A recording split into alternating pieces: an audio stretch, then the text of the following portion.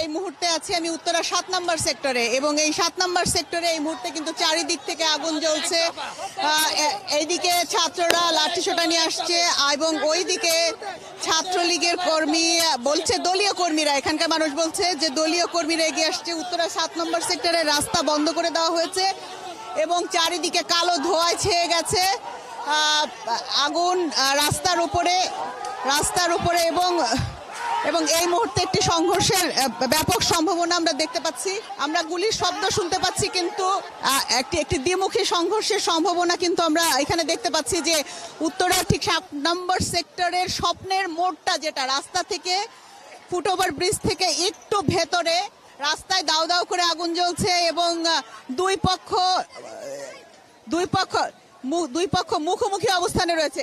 এখানে আওয়ামী লীগের কিছু লোকজন অবস্থান করতেছিল, আর ছাত্ররা যারা আন্দোলনকারী ওরা ছিল ওই বিএনএস সেন্টারের এখানে।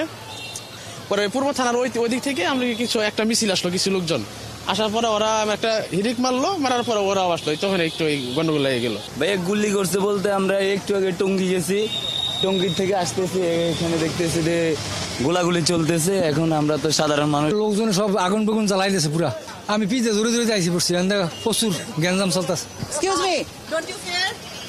Yes. Where are you from? No. Where are you from? Okay, don't click. I'm so sorry.